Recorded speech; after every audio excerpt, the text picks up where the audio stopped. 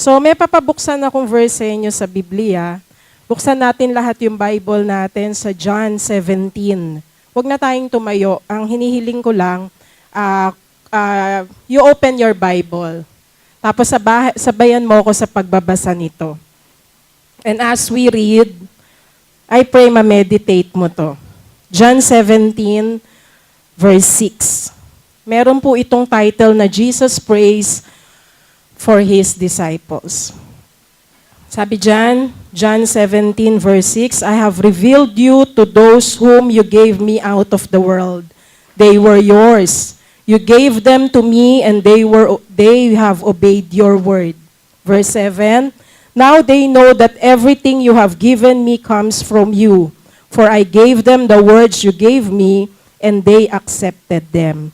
They knew with certainty that I came from you, and they believe that you sent me. Verse 9, I pray for them. I am not praying for the world, but for those you have given me, for they are yours.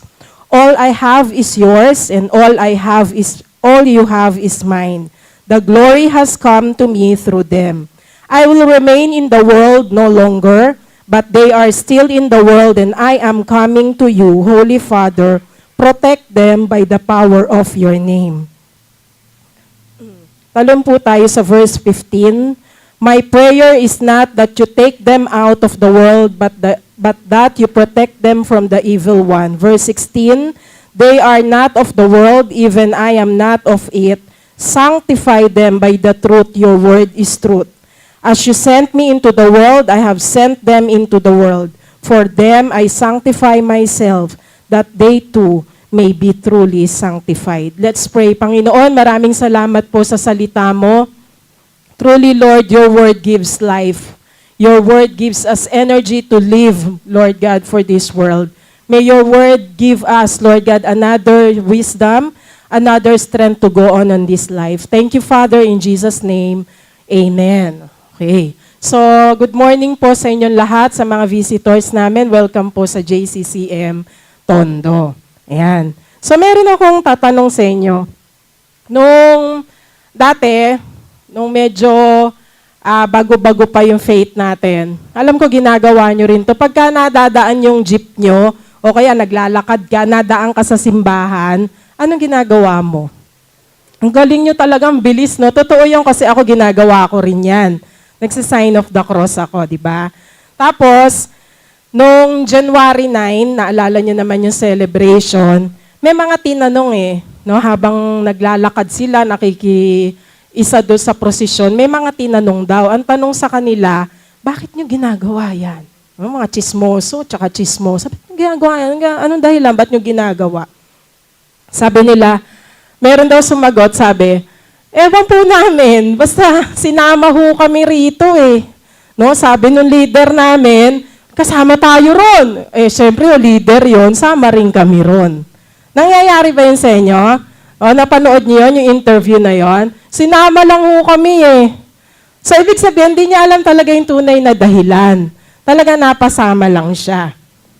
Tapos nung mga previous years ng aking kabataan, akala ko kasi magmamaala-ala ka kanina, kaya tumutugtog, no? Meron akong isang kaklase. Usong-uso kasi noon yung bag na Hello Kitty.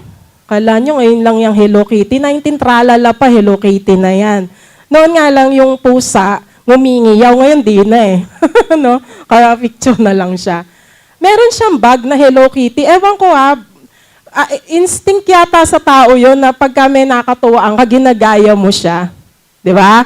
So ang ginawa ko, nagpabili ko sa mami ko nung bag na Hello Kitty, katulad niya. Kaya lang ang nangyari po, hindi sing laki, magkaiba kami ng laki ng bag. So ang nangyari, kahit anong pilit na gaya ko doon sa ayos, maniwala ko, pati ayos ng bag, pinakikialaman ko yung kaklase ko, sinisilip ko. Kasi transparent yung bag niya.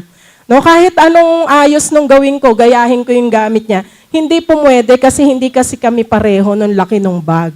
Pero, kahit medyo frustrated ako, okay na rin, ang mahalaga, nagaya ko siya.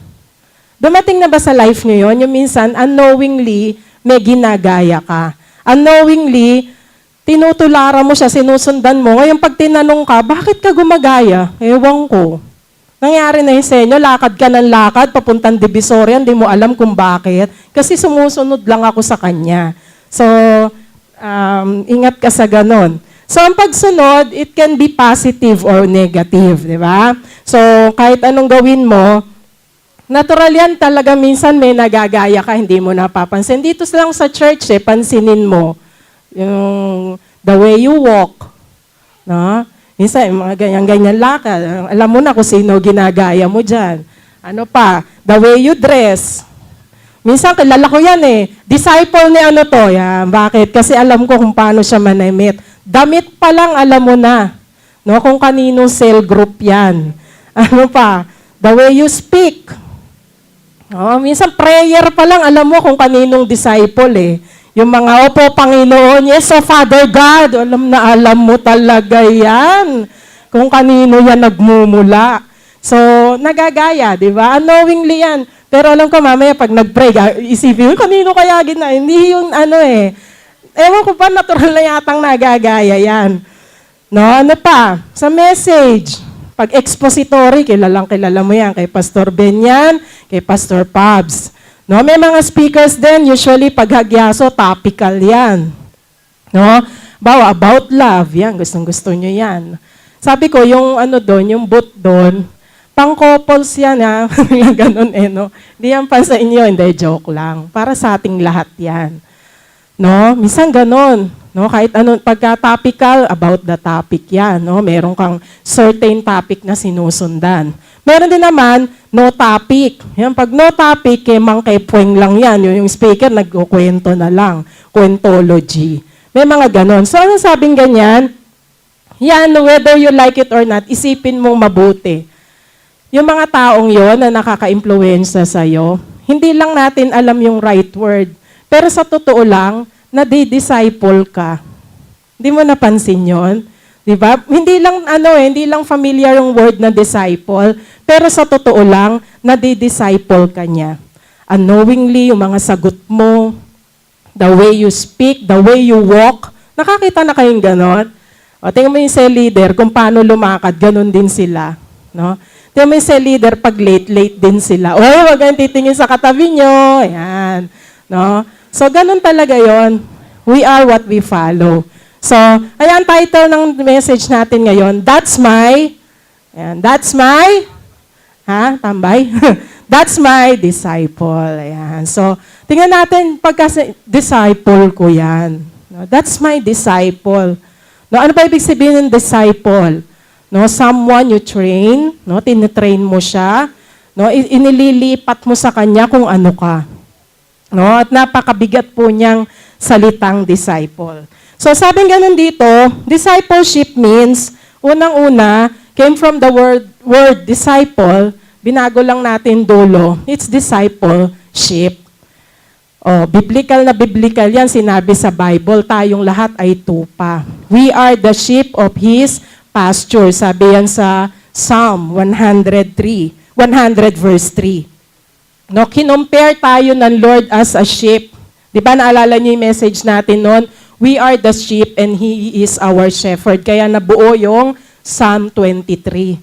Kasi akmang-akma kay David, nakita niya bilang shepherd kung paano niya ine-apply na ang Lord pala ang tunay kong shepherd. And we are the sheep of His pasture. So aminin natin lahat, ikaw, ako dito sa church na to, ikaw na nandito na hindi po aksidenteng andito ka, ikaw ay tupa. Ikaw ay sheep at nakangailangan ka ng mga taong tutulong sa'yo to go, no? Doon sa certain place, doon sa purpose na will ng Lord sa'yo. So ngayon, may mga ilang karakteristik ang sheep. No? Ito pa yung ibang karakteristik niya. Unang-una, ang sheep daw fragile. Ano yung fragile? Babasagin. Babasagin ka ba o ikaw ang nambabasag? Diba? Minsan, ano yung nambasag? May bago na naman kayong lingwahe. Binasag. No, kala ko nagbabasag na gano'n. Yung pala yung pagka parang naano ka sa joke, yung mga ganyan, no? Nambabasag. Pero ikaw pala raw ay babasagin. Kaya pala ang mga sheep, katulad natin, Pag di lang na text, nagtatampo. No? Hindi lang nabati nung birthday, no? Wala na, ayaw nang umattend. Nalimutan na ako ni cell leader. Iisa na nga lang ako, nakalimutan pa ako. Yun na nga kasi iisa ka. Pag marami kayo, may calendar na si cell leader. No? May planner na. Nag-iisa ka, pasensya ka. No? No? Nag-iisa ka pa lang. No? Ano pa? Very fragile yan, babasagin yan. Tinamaan lang doon sa pagde-devotion. Ako talaga, pinatatamaan ako talaga nito. Nga ako a-attend dyan talaga. No, ako na lang nang ako nakikita. No, yan, yung mga ganyan fragile, napakababasagin. Tingnan mo nga yung katabi mo kung babasagin ba yan talaga. No, wag naman plastic, mas mahirap naman yun. Kahit tunawin mo, ganun pa rin. Plastic pa rin yan. May ganyan yung babasagin. No? Pag nabuo yan, bubuin ni Lord yan. No? So ano pa? No, di lang pinakain. Ito na. Pasensya na kayo mga ka-group. Wala tayong budget ngayon. Buti pa rin sa ibang cell group. Yeah. Lipat na nga lang ako. Lagi silang Anli. Eto Anli. Nga. No, Anling nakanganga. Lagi na lang kaming walang pagkain. Lumipat. No, fragile. Pasensyahan nyo na mga cell leader ha. Talagang tayong lahat ay fragile. Babasagin. Eto pa pinakamaganda. Ang ating daw mga sheep, tayo bilang sheep, tayo'y mahina. Mga weak. No? Kaya ang ating hashtag, o tukso, layuan mo ako. Yan, may hashtag pa ako sa leader, o tukso, lumalayo naman ako. Nilalayuan, gusto ko lumayo na siya talaga. Hindi ho ganun, ikaw ang lumayo. No, hindi yan lalayo sa'yo, gustong-gusto ka nga yan eh. So kaya sabing ganun, di ba, you resist the devil. Yan. Pa, sabi, mahina yan. Kaya, laging nahuhulog. Yan. Tingnan mo nga yung katabi mo kung mukhang nahulog na. Pasa-pasa na ba siya? Sa leader, di ako makaka-attend ngayon, nahulog na naman ako. Saan ka na naman nahulog? Hulog ka ng hulog. Di ka na nakatayo dyan. Lagi kang hulog. Letter C, ang mga disciples din daw, ang mga sheep, sila'y lost. Nawawala, naliligaw. Ikaw ba, tama yung lugar na pinuntahan mo ngayon? Baka naligaw ka lang rito. No? They are lost. Di alam na mali ang ginagawa o kaya may ginagawa, di naman niya alam kung tama. Gulo, no? No, hindi niya alam. Gawa lang siyang gawa. Hindi niya alam, mali na yung ginagawa. Ginagawa naman po lahat ng iba yan eh. Pero tama po ba yan? Nakaayon ba yan sa Bible? So yan ang mga sheep, they are lost. No, may mga verses tayo dyan. And letter D, they need someone to lead them. Yan yung nasa John 10:27. Kailangan nila talagang may nagga-guide. Kaya nga sheep, di ba naalala niyo yung message? Kaya yung sheep na yan, kailangan ginagabayan kasi nga they are talagang sa lahat ng animal, yan di ba sabi nga natin, siya yung talagang medyo kulang. Kulang sa, kailangan niya talagang ginagabayan mo siya. So ngayon, may mga sheep, yung mga sheep na yan, kaya wag ka nang magtaka kung tayo yun tayo lahat yan. Minsan unga ka ng unga, no? Reklamo ka ng reklamo, hindi ka na natigil sa mga karereklamo mo, daing ka ng daing. May mga sheep bang ganun, walang ginawa kundi dumaing, lahat masakit sa kanya. Pag-araw na ng cell group, lahat sumasakit. No? Pag oras na ng pag-share ng devotion, limutan ko po, nawala, na ganun, napalagay sa, nagkawala-wala na. No? So, huwag ka na magtaka kasi they are sheep. No? Kaya nagpapassing the buck. No? Kasi siya eh. Yan ang mga sheep, characteristic niya yan. Meron naman mga sheep na umaasa na lang sa shepherd. May ganun din ba? Ayaw nang kumilos, dyan naman si cell leader, kayang-kaya niya na yan. Minsan, ganun din tayo, di ba? Kayang-kaya na niya yan. Ayaw nang lumakad mag-isa. Gusto laging may gabay. Gusto laging may andador. Alam niyo andador? Ayaw nang umalis sa andador. Naka-question mark na may mga mukha niyo. Andador means walker. No, sa baby, ayaw na niyan lumakad mag-isa. Gusto niya laging may door. Yan. Gusto niya laging may nakagabay sa kanya, may walker. Kaya pagka patatayuin mo na mag-isa, ayaw na kasi wala na yung cell leader niya. Hinahanap niya lagi yung cell leader niya. So ngayon, ang tanong natin dito, Ang sabi pala dun sa word natin ngayon, be a sheep. No, ikaw raw sana ay maging tupa. Ngayon, ang tanong ko sa iyo dito, sheep ka ba? Ha? Sheep ba kayo? Sheep ka ba? Ayan. Bakit daw? Tanong nyo naman bakit. Kasi baka maano na yung mga bibig nyo dyan. Tanong mo naman bakit. Ayan. Kasi raw, wala ka nang ginawa kundi ship-shipin yung anointing nun sa leader mo. Kaya yung sa leader mo ngayon, o di ba? Kaya yung sa leader mo ngayon, pagmasdan mo, parang tuyot na yata. No, hindi na tuloy makapag-asawa dahil sa inyo. No? Kukonsumin na hindi pala joke. No? Be a sheep, ha? So sana maging sheep tayong lahat. Tupa na madaling i-train. Hindi lang ba siya sheep? No, be a sheep. No, are you willing to obey? Are you willing to submit? And most of all, are you willing to be tamed? Itong pinakamahirap yung iti-tame ka. Manahimik ka. No? Yung mga values in life mo, aayusin ni sa leader, yan ang pinakamahirap. Pero, kapag willing ka, at ikaw ay talagang disciple, and willing to be disciple, be a discipleship. No? Maging, ready dyan. Mag-listen ka. Pangalawa, sabing ganon, we are also a disciple sheep. Yung sheep na literal na sheep. May picture ba tayo dyan? Ayan. Tingnan nga natin picture ng sheep. Ayan. Ay, bakit yan? Ayan. Parang naluma agad. Ayan. Kakahiya naman sa inyo, luma agad. Yan muna mabago naman kasi matatakot kayo sumakay. Sino na ho nakasakay sa ganyan? Ang sarap ba? Okay, isa sa reason bakit may ship, mayroong barko, ang main function niyan madala di ba? To transport from some place, from one point to another. Kaya mayroong barko para madala ka sa himpapawid. Ay, hindi pala, sa dagat, no? Sa land, no? Sa tubig, yan. Para madala ka sa Boracay, yan. Ano pa pwede? Ha? Wag lang lulumbog, ha? O, ano pa para madala cruise? Ayan, yung mga biyaheng no? Talaga namang ang ganda-ganda. So, yan ang purpose niya. Madala ka dun sa isang place to another place. Ganyan din ho ang disciple. Kaya tayo nagdi-discipleship, we are training them para ma-send natin sila. No? Para on the day na dumating man yung panahon, tapos na tayo sa ating ginagawa, meron kang na-send. No? May naipasa ka for them. Nasa 2 Timothy 2:2 yan, di ba? Kaya tinitrain ni Paul si Timothy para ma-transfer din ni Timothy sa iba yung kanyang message. So next week, yun yung topic natin, yung isang na-train ni Paul, napakaganda. No? So sabing ganon, eto yun, you are also a discipleship.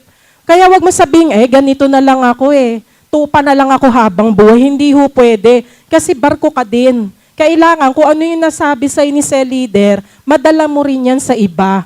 No, makaproduce ka rin. No, masakit naman siguro kung wala ka man lang na-produce. Yan ang purpose mo, to produce. So we train our disciples so we can send them to their purpose. Ano ba ang purpose nila, no, sa life? Ulitin natin. Ang purpose mo, hindi lang yung mag-asawa, pagkatapos mong mag-asawa, ikaw ay magtrabaho, yung mga gano'n, mag-aral, mag-asawa, hindi po yan. Ang best purpose natin ay yung tinawag ka ni Lord for discipleship. So ngayon, ang tanong rito, habang ikaw ay sheep, bago ikaw ay ma-send, kailangan nag-undergo ka ng process. Yung training, yung sinasabi ni Paul sa 2 Timothy. So ang tanong ngayon sa'yo, are you willing na ma-train? Diba? Yung PEPSOL, ano pa, yung ating mga goals dito, yung process natin sa G12 system. Minsan, P pa lang, ayaw na. Pre-encounter pa lang, ayoko na ho, absent na. No? Encounter pa lang, ayaw na. 2 araw encounter, 1 araw lang, umayaw pa. No? 1 araw na lang, di na bumalik no 2 araw. No? Ayaw mag-process, ayaw sumunod. No? Bakit maraming problema sa training? Ay, yung iinit ho kasi. No, init kasi dun sa kwarto, hindi kami makahinga. No, ay nasanay sa aircon. Yan. Ano pa ang mga sinasabi? Kasi ang higpit-higpit naman dyan sa SOL na yan Gusto laging 1/4. No? Di ba pwedeng 1/2 naman? O yan, no? Kasi pag hindi ho 1/4, hindi namin nire-record. No, uulit na naman siya. Pero mo mag-encounter na naman siya dahil lang doon sa 1/4 na yan. Ano ba yung 1/4 na yan? Ano pa? No? Nakakagutom naman eh, kaya ayaw mag-training. Nakakagutom 12 to 1. Ano ba yan? Wala ba silang mga tiyan? No? Ako lang bang nagugutom? Ayan. No, drama mo lang yan. Ayan. No? So, tapos may memory verse pa. Ano ba yan? Dami. Tapos sa cell leader naman, kasama sa process, sa attend ka pang cell group, si cell leader, ganun din. Ang higpit. Ang daming bawal. 40 na, ayaw pa akong payagang mag-boyfriend. Ano ba yan? No, wala na akong chance na mga, no, di ba? Boyfriend pa lang yun, ha? Ayan, boyfriend pa lang. No, boyfriend pa lang, 40. Tama na yan sa inyo. No, daming bawal. Sa lagay, si cell leader lang may karapatang lumigaya. Ako wala. Ayun. Tingnan mo nga yung mga cell leader dyan. Sabi mga cell leader, mukha ba sila maliligaya? Ha? Okay. Maligaya yan kasi ang Lord nagbibigay ng ligaya. O tingnan natin ulit yung ship. O sige, tingnan mo ngayon, yung luma naman na ship. Yan. Nauna na kanina. Yan. Okay. Titanic ba yan? Hindi daw po, hindi yan yung Titanic. O mamili ka, anong gusto mo? Yung kaninang bagong ship o ganyan ka na lang? Palubugin ka na lang namin kaya? No, abandonado na, wala na eh. Hindi na napakinabangan. Pag ganyan ba, makakarating pa yan sa Boracay? Baka sa Boracay ka mapunta niya, sa heaven ka na mag-swimming, ano? Wala na yan. Kapag kaganyan yung ship, kung ikaw yan yan ang pangarap mo, ewan ko sa'yo. Kaya yan, pagka ganyan ka, wala ka ng pag-asang makadala niyan. Hindi ka maiuusad niyan kahit itulak ka, kalakalawang na. Wala ka ng pag-asa. So, kaya minsan, yung mga ganyang abandoned ship, dyan nagsisimula yung chismisan na lang, no? Yung reclamation ng reclamation, reklamo ng reklamo sa cell group, ano pa, yung message naman, paulit-ulit na lang yan. Narinig ko na yan nung linggo, yan na naman, boring, ayan, mga boring. Ayan, di ba? Wala, boring na dyan sa church. Wala ka na kasing ginagawa, unti-unti ka nang kinakalawang. No, wala na wala nang training hindi ka na nag-process no? So kapag ganyan ka, wala ka ng chance to undergo those changes, wala ka ng chance na ma-experience ang beautiful world, no? Kasi wala ka na, hindi ka na makaandar. No, ngayon ang tanong sa'yo, ikaw ba Titanic? Kung ikaw ay Titanic, yung ganyang Titanic, lumubog ka na lang. O kung ikaw ba, ang gusto mong ship ikaw ay dynamic ship. Ano ibig sabihin ng dynamic ship? Well-used and very productive. So mamili ka. Anong klase kang ship kaya? Lord, okay na yung kinakalawang. Matanda naman na ako yung mga gano'n. Lord, okay na ito. Masaya naman ako sa church. No? O ikaw ay dynamic na gusto mo, Lord, I want to transform the whole world. Anak, whole world, dito nga lang sa church, ikaw maka-attend. No? Wag mo na world, ito mo na sa church. No, ayan. So, check nyo yung heart nyo dyan, check nyo yung sarili nyo. And lastly, ikaw raw ba ay disciple shift? Alay nyo, nag-iisip ako nun, Lord, ano kaya isa pang discipleship, isa pang shift. Nag-re-encounter. Grabe, ginamit nung speaker, sabi ko sa kanya, hihiramin ko yan sa message mo kasi talagang naisip ko ano isa pang shift. Yan pala yung isang shift. Ano ibig sabihin ng shift na yan? Lumipat, no? Na-transfer ka from old way to new way. From darkness to light. No? From death to life. Ngayon ang tanong, habang sinasabi ko yon, na-experience mo nga ba yon? Ikaw ba ay mula nung unang nakakilala ka sa Lord, luma ka nun? Ngayon ba, pabago ka na ng pabago? O paluma ka pa rin ng paluma? O, tingnan mo ulit yung katabi mo kung mukhang bago na.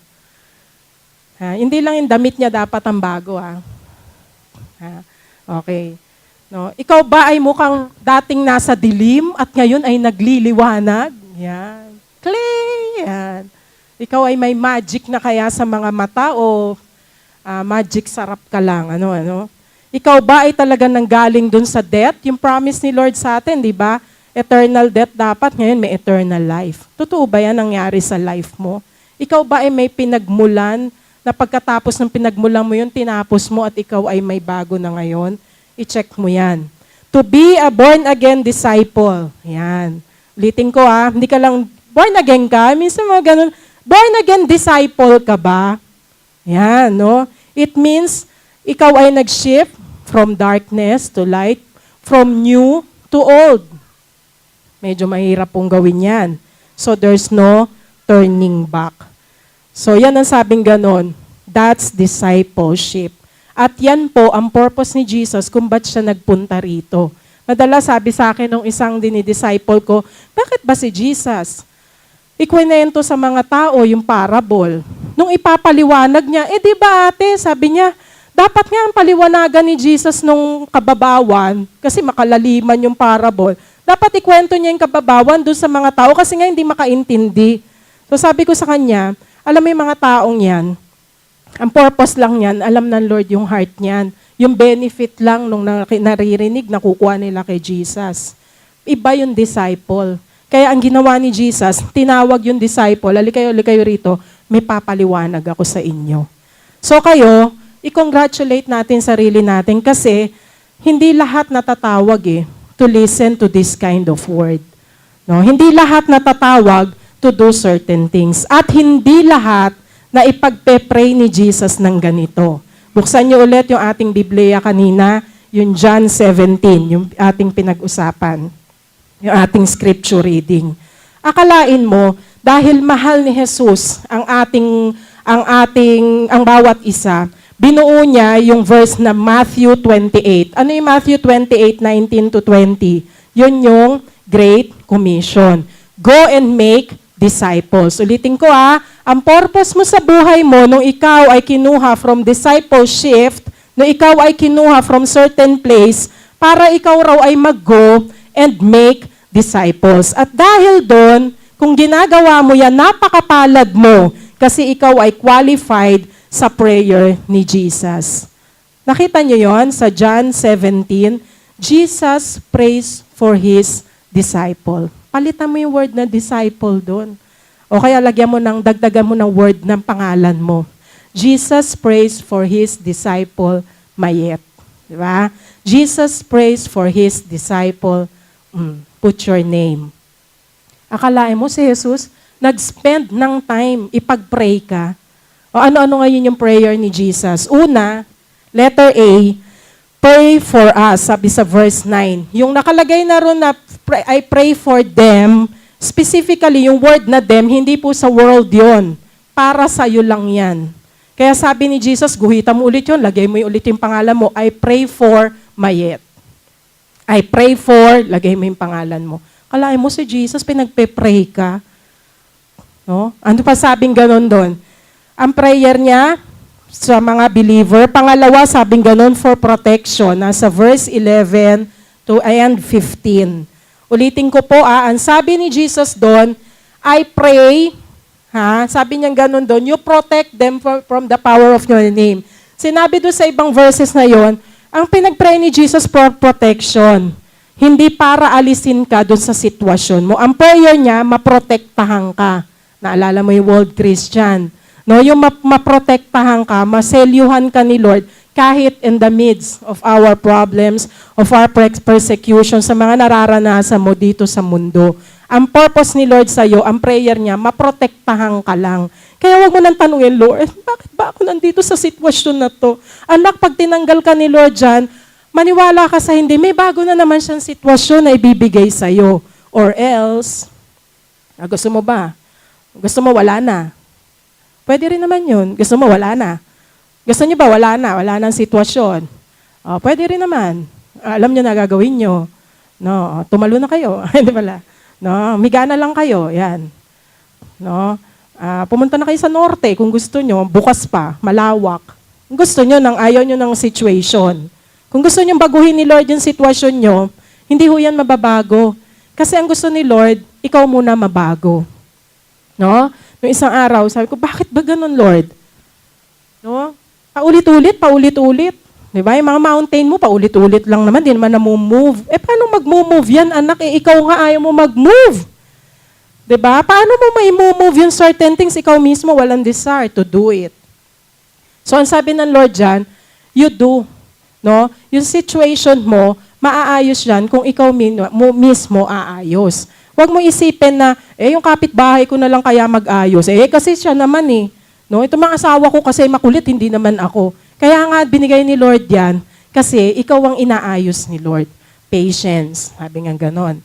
So, tapos letter C, ano pang sabi ni Lord dyan? He is praying for unity. That you unite them, Lord. Ayoko na nga dyan sa church na din man ako pinapansin. Unity. No? Meron ho tayong proyekto. Project na lang ng project. Pera na naman niya. Unity po. Ulitin ko yung prayer ni Jesus. No? Sanctify them by the truth. Verse 17. And that is the word of God. So, tingnan nyo as a disciple, pinag-pray ka ni Jesus. Pinag-pray ka niya, Yung verse na yan, para sa iyo lahat yan. Ngayon, ang tanong sa iyo ngayon, check mo yung sarili mo kung answered prayer si Jesus. Nasasabi kaya ni Jesus, Hallelujah, Lord. No, na-overcome niya, hindi nangopya, isang number na lang, babagsak na siya, Hallelujah. No? Naka-overcome. No? Na-answered prayer kaya si Jesus sa atin. No? Ano pa? No? Mga prayer, ano ba itong mga anak ko nag-aaway-away? No? In church, isa na lang, na-split pa. Naging 4 pa. No? Para raw sa division of labor. Maganda. No? Unity ba yun? So, answered prayer kaya si Jesus sa life mo. Tingnan nyo to, minsan may lumapit. Ba't ba ang Christian life boring? Sabi niya ganon. Ba't ba ang Christian life parang haka-experience ako ng spiritual dryness? Akalain mo, ganda ng word mo spiritual dryness. Maganda kaya yan, no? Dry na dry. Ang aking devotion, di ko maintindihan. NIV na lang, parang New King James, parang King James version pa rin, di ko maintindihan. No? Nagiging boring, ma-attend naman ako. Boring, sabi ang ganon. Lika kako, i-analyze natin. Tingnan nyo to. Ang relationship kay Lord, parang ito lang yan. Pakita natin picture. Yan. Nung ikaw, no? Sa tao ito nung si daddy, yan. No? At si mommy, ay I do, love you, yan. No? Valentine kasi ngayon, love month. Ang sweet, di ba? Sweet niyan. No, nanood kayo na maalaala mo kaya kahapon? Kagabi? Naniniwala kayo, bulag ang pag-ibig. No? Kasi ang kagano isa niya mata. No? Pero pinaglaban niya po yun. Yan. So, di ba nag-I do kayo? No? Relationship. Sige na, kahit yung mag-boyfriend, umuuna kayo. Yung mga may ka-relationship. Tinignan ko yung mga Facebook nyo, nakalagay in a relationship. Ayan, sige, pumayag na kayo. Pinapayagan ko na kayo ngayon lang. Ayan. No, ngayon lang yan. Di ba? Ang relationship mo kay ganda-ganda. Maya't maya gusto mo siyang makita. Di ba? Ano pa? Next. Yan, loving. Nagtagal. Dumating ang pagpalagay mo na ng years na natin para mabilis, mabilis na agad yung rotation. 2 years, 3 years, 4 years, ayan na, ginagawa nyo ngayon, no? Ayan na! Mag-aaway na, hindi magkaintindihan. Tuyo na naman ang ulam natin, wala na ba iba? Ayan. No? Tuyo ka na lang ng tuyo, nanunuyo ka na. Ayan. Pero dyan. No? Kakasawaan na sila. Ayan. Kakasawa na ako sa'yo. Ikaw nakikita ko sa umaga. Di pumikit ka. Ayan. No? Ngayon, eto ngayon. Not until. Yan. Not until nung siya ay tingiling. Ayan. Di ba? Nung nabuntis na si mami, nung narinig ka na niya sa tiyan niya, ayan, si daddy nagbago, maaga na umuwi lagi. No? Sinusuyo si mami kasi ang gusto niya maging kamukha niya ang baby. Di ba? Kasi mami, ma-stress si mami. Kailangan kalahi niya, maganda ang mukha. No? Not until yan, nagka-baby siya. Anong ginagawa? Sinusuyo si mami. Huwag ka nang maglaba, ako na ang maglalaba para sa'yo. May stress ka, darling. Anong gusto mong pagkain? Dati puro tuyo. Ngayon, masusustansya naman bibigay ko. Ubas. No? Mansanas, kahit may formalin. Yung mga ganyan. Banana, yan. Not until nagkaanak ka. Tama? No, sa makatuwid, itong anak, aminin na natin sa hindi, talaga nagbibigay kulay. no, sa amin, sa married couple. Nagbibigay po siya. Kayong lahat tayo, naging anak tayo, nagbibigay kulay ka talaga sa pamilya, kahit anong kulay ka pa. No, talaga nagbibigay kulay ka, maniwala ka. No, kita niyo yung kagabi, maalaala mo kaya yung ama at yung nanay ni Sam Concepcion, kahit siya ay medyo may depresya, they loved, no? Minahal niya yung kanyang anak, kahit ano ka pa. Wag naman ano ka pa kasi parang di tao. Kahit sino ka pa, anak. Yan. Kahit ano pa itsura mo, anak. Mahal kita dahil kamukha kita. Yan, di ba? Yan po. O, compare naman natin kay Lord. Si Lord ganyan din eh. O, tingnan mo. Yan. Nakalagay yan sa Facebook nyo. In a relationship with Jesus Christ. Sana nga. Ayan. No? Tinanggap mo si Lord as your Lord and Savior. Hallelujah, tuwan-tuwa ka. Ganito pala maging Christian. Di ka pa nag-e-encounter, nagpapaturo ka na mag-one verse kasi gusto mo dali ng buong lakandula rito sa sa church natin. No? Feel na feel mo na si Lord. Tapos sasabihin ng mga ka-cell group, muli ka umattend ka rito sa church. Marami tayong ginagawa rito. Tayo ay nagde-devotion. No? Ano pa? Nagse-cell group tayo. Ano pa ginagawa natin? Sige, pakita mo na. Ay, wala na. Ayan, no? Ang dami mong ginagawa sa Lord. Dito sa church, ang dami mong inaatinan. Umattend ka ng Hagiadsos. Ang dami niyan. Umattend ka ng Egairo. Kahapon, nag-Egairo sila. Umattend ka ng encounter. Pagka-encounter mo, mag-re-encounter ka na ulit. Para sabay-sabay na yan, dire-diretso. Tapos mag-Pepsol ka. Mag-Lysol ka, mag-aerosol ka, mag-espasol ka. Ayan, dahil mo talagang sol. Lahat ng sol, gawin mo sa church. Ayan, tapos eto na. Tumagal ka na eh. Tumatagal na, tatagal ng process. Napapagod na ako, SOL2 pa rin ako, mini-makeup class ko pa rin hanggang ngayon. No, SOL2, ito, pinauulit pa ako ni tita kahit hindi na raw pwede yan, mag-exam, hindi na raw pwede yan. Ano na raw ulit? No, re-enroll. Dami. Eto ka na ngayon. Ayan na, sabi mo na, tita, nakakaranas yata ako ng spiritual dryness. Akalain mo, matapos mong gawin lahat yun, nung ka pa nakaranas ng spiritual dryness, ang church yata ay boring. Yan, kung ano-ano na naiisip mo.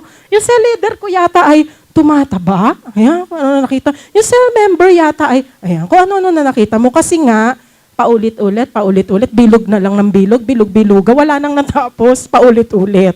Pero, not until, eto. Ayan.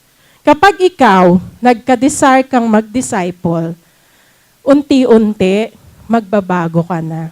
'Di ba? Sabi nila, pag naging nanay ka daw, babait ka sa parents mo, totoo. Ganyan din ho ang discipleship. Pag nagkaroon ka ng desire na mga anak, ma-produce mo, makapag-disciple ka ng ibang tao, unti-unti yan, babait ka sa cell leader mo. Unti-unti yan, sana kailan ba ang hagyason? Di ba pwedeng Lunes pa lang may hagyason na? Kasi kailangan ko, dahil yung message ko, papakainin ko yung mga member ko. No? Kailan ba yung cell group? Kailangan makapag-cell group ako kasi papakainin ko, magse-cell group kami, hindi ko alam sasabihin ko, kailangan may makuha muna ako sa nanay ko. That's discipleship. Yung desire mo ngayon, unti-unti, nagkakaroon ka na naman ng buhay. Nagkakaroon ka na naman ng life. Kasi nga, kailangan mo may mga anak ka. Akalain mo, mag-pray ka para sa 12. Nagkaapo ka pa. O, di ba, sabi nga, mas mahal natin yung apo no? So, ganyan din dyan. Akalain mo, talagang hindi ka naman kapag may make-up, araw-araw, pag-pray mo, 12. No? Meron pa mga apo. No? Yan ang yan ang reason why is it important to have our discipleship. Alam nyo, madalas pa nga, kapag nagde-disciple ka, nalilimutan mo na yung sarili mo No? Kasi pagod ka na Pinag-pray mo, 12. Pagdating sa sarili mo, Lord, bathala ka na. Ayan, message dyan ng Webes. No? Ang word palang bahala na, nagmula sa word na, bathala na. So sa Lord, bahala ka na Lord. Sa sarili ko kasi napagod na ako, 12 yung pinag-pray ko. Diba? So that's the joy of having a disciple. So, kapag ikaw may disciple, you will really be pushed to cling on the source. Ikaw raw ay mapupuwersa, na lumapit at kumapit sa source natin, and that is the Lord Jesus Christ. As a conclusion, ito po ang tanong ko sa iyo ngayon. Ikaw na sa leader, alalahanin mo sana that you are doing the purpose of God. So, yung discipleship, and discipleship. So, ang sinasabi rito, you treasure your possession. You treasure your position. I-treasure mo na yan kasi po, hindi lahat ng pagkakataon, hindi lahat tayo nabibigyan ng opportunity maging cell leader. Kasi yung iba nga ayaw, walang decision. At eto yon, ikaw to. Ikaw naman na cell member, yan. Mag-desire ka naman. No? I-desire mo naman na mag-move ka to another level, na maging disciple ka. No? Maging discipler ka pala. Kasi ang hirap naman noon, kung habang buhay ka na lang dinidisipulo, tapos ikaw, wala ka naman dinidisciple.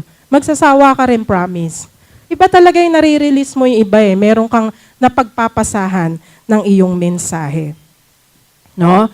So, yung mga wala pa po, yung mga hindi pa po nakapasok sa cell groups natin dito sa church, ina-encourage ko po kayo. Mamaya, andito po si Pastor Anitz, andito si Pastor Ben, tsaka ako. Lapit kayo sa amin, bibigay namin kayo sa bago nyong family, kung saan makaka-adapt kayo at makaka-grow kayo. No? Hindi ho mahirap mag-cell group. Ito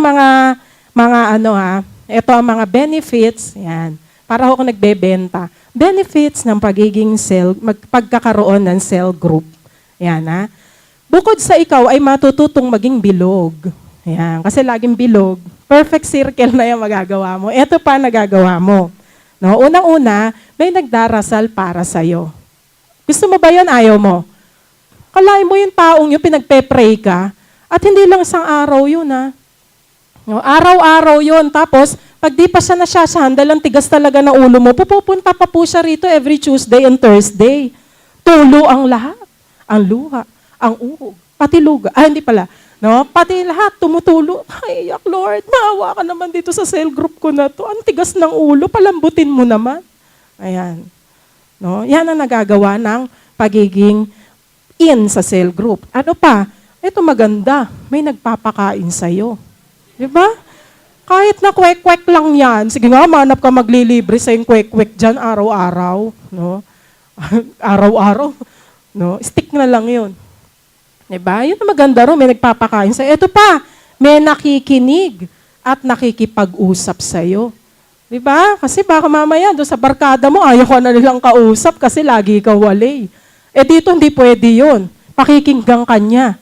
No? At ito pa maganda, habang nakikinig siya, tatawa pa siya sa'yo. Kahit hindi ka tawa-tawa yung sinasabi mo, no? Kahit walay na walay ka, si leader na lang natatawa, sige, magbigyan mo kasi baka hindi na naman umatende, magtampo. Ayan. Tatawa ka na lang ng tatawa sa kanya. Pagbigyan mo na. Ayan. Di ba ang sarap? Yan ang nagagawa ng cell group. No? Merong isang tao rito, nakinig ako sa kanya. Tuwan-tuwa siya. Bakit ka kakutuwan-tuwa? Tita, akalain mo yung nanay ng cell group ko, nung isa kong cell member, ipinagkakatiwala na sa akin yung anak niya. Bahala na raw ako rin sa anak niya. Ba't kaya? Kasi nakakita siguro siya ng changes. No? At kahapon, natutuwa ako. Sana lahat ng cell member, gano'n, no? Yung inaaya, yung mga cell leader naman na inaaya sa bahay. Tapos pinakain daw sila. Ayan. No? Yung parent daw ang nag-prepare para sa kanila. No? So that's the miracle. Miracle po yun ng pagiging in sa cell group. No? At higit sa lahat, itong pinaka-best, tinutulak ka. Ito na yung word ko, exaggerated na po. Tinutulak ka papunta sa Lord. Yan po ang pinaka-best. Di ba? Laki-laking bagay nun yung merong nagpupush sa'yo papunta sa Lord. No? Gusto niyo naman, i-push ka kung saan. Gusto mo sa dotahan, i-push ka ron. I-push ka doon sa, halika sa Bombay. Halika na, pakikilala kita sa Bombay. Ayan, gusto mo ba, ganun ka i-push? Yung mga cell leader mo, ipupush ka papunta sa Lord eh. Tutulungan ka niyan lumapit sa Lord so that you can see the true meaning of God in your life. Para ma-experience mo, at totoo pala ang Lord ah. That's discipleship. No? Meron po rito, nung minsan nagkwento siya sa akin, meron siya ina-attend ng personality development seminar. Alam mo, doon bumabayad sila, yung school niya, binayad siya 35,000. Kalait, 35,000. Marami-rami na rin cell group, na meetings. 35,000. No? Dito sa church, libre. No, libre lang babaguhin buhay mo, ayaw. 'Di ba? Dito sa church, wala namang hinihingi. No, patak-patak, kahit wala kang maipatak, okay lang eh. No, libreng-libre, ita-transform yung life mo towards Jesus, ayaw mo. No, napapamper ka na, ayaw mo pa rin. Bakit? No, the question is, bakit? Kasi, natatakot ka. No? Natatakot ka doon sa mga gagawin sa isa cell group. Ayaw mo ba yon yung itinatama ka? Ayaw mo ba yon? Inaayos ka? Ayaw mo ba yon? Pangalawa, itinuturo sa'yo yung daang matuwid. Yan. Yan ang tunay na daang matuwid. No? Hindi kalbo. No? Daang matuwid talaga. Hindi daang kalbo ibibigay sa'yo. No? That's the Lord. Ngayon, kung ayaw mo pa yan, ewan ko na lang sa'yo, no? Ano kaya dapat mong gawin? No? Lastly, tingnan nyo to. Common na common sa atin yung word na Christian. Diba? Tatanungin ka, Christian ka? Yan, Christian ka ba? Diba? Minsan sa school, sa palengke, ay, praise the Lord, nabenta lahat ng paninda ko. Sasabihin nung kausap mo, Christian kayo? Yan, yun pala ako rin Christian, sa fellowship ka. Yan, ganyan, diba? O kaya minsan sa pila, hallelujah, Lord, ang haba ng pila, mga 5 oras makakapag-meditate ako sa'yo. Sasabihin ng kalikod mo, Christian ka ba? Kasi parang all things ginagawa mong work together for good. Kahit 5 oras na yung pila, Christian ka ba? Yan. No? Yung word na Christian ka ba, kakasawa na minsan, gas-gas na. Minsan nga, may question mark na yan. Yung question mark, nagdududa na kung Christian ka talaga. Ang totoo na lang pong Christian dito, si Ian. Kasi Christian talaga pangalan niya. No? Tsaka yung ibang mga Christian, yan talaga hindi mo na mapapalitan unless pumunta ka NSO. Papalit nga ang pangalan ko, Christian kasi. Yan ang totoong Christian. Pero ito ang pinakamagandang tanong na bago sa'yo ngayon. Disciple ka ba? Diba? Kapag ka, yan, kikipagkwentuhan ka sa mga bar, yes, ganyan ka. Tinanong ka nung isa, disciple ka ba? Nagulat ka ngayon, naaalala mo yung picture ng cell leader mo may itak sa wallet mo? Sasabihin mo yun, teka nga pala, hindi pa ako nagde-devotion, may cell group kami mamaya. Paalam na mga repa peeps, ako muna yung magpapacute sa cell leader ko. Diba? Pagka kasi may dating yung word na disciple ka ba? Diyos ko Lord, oo nga pala, ba't ba nandito ako sa lugar na to? Disciple mo nga pala ako. Diba? Iba yung dating pag word na disciple eh. Parang dugdug kailangan, lagi ako nasa tamang lugar. Baka makita nila ako sa iba. Disciple? Disciple ka ba, Nino? Ayan. Kasi pag word na disciple, associated talaga yung word na disciple with Christ eh. Diba? So magandang pakinggan yun. Disciple ka ba? Ayan. So sana po tayo, mag-cling tayo dun sa word ng Lord. And eventually, yan, tayo mga cell leader, aminin na natin, ang laki ng influence mo sa kanila eh. Ang laki-laki ng impluensya natin sa kanila. And eventually, makikita mo, akala mo, ikaw lang nakaka-influence sa kanila, pero unti-unti, nadadala mo sila sa Lord. Bandang huli yan, matutuwa ka. No? Minsan yung mga cell member ko, pinakita ba? Tingnan nga natin yung mga picture pala ng mga cell group. Alam niyo, 3 dekada ko na itong pinahanda. Ngayon ko lang papakita sa inyo yan. So, hindi ka ba naiinggit ang gaganda nila? Nakangiti silang lahat. Yan yung mga panahon na nagsermonan na kasi sila, natapos na sila mag-iyakan sa cell group. Nakangiti na sila lahat. No, mga sample lang ho yan, 6 lang yan. No, ang dami pong mga cell groups dito sa church. Kasi pag nilakihan ko pa, niliitan ko, magiging collage niyan, hindi na nyo makikita. So, ayan, wala pa tuloy. Ayaw nila magpakita, nahihiya sila. Ayan. So, ayan ang mga cell groups. Sample lang po yan ang mga cell groups dito sa church. Sige, patayin mo na, i-off mo na yan. So, sabing ganun dyan, yung mga cell groups na yan, mapalad tayo kung kabilang ka dyan. At ngayon, ulitin ko po, kung hindi ka pa naman kabilang, huwag ka magdalawang isip, kapatid. Kung ikaw talaga seryoso, nung tinanggap mo si Jesus, yung kanina, yung picture, kung totoo yung relationship mo kay Jesus Christ, hindi ka papayag na Zimbabwe ka lang. Simba uwi, simba uwi, simba uwi. Hindi ka papayag ng ganon. Kapag ka ikaw talagang disciple ni Christ, papayag ka ba ng ganon? Hindi. Gagawin mo yung 3. tatanggapin mo ikaw ay ship, tatanggapin mo ring ikaw ay ship, yung barko na magta-transform ng iba, and lastly, tatanggapin mo na ikaw ay ship na talagang may pinagbago na. No, mayroong new, yung tunay na born again disciple.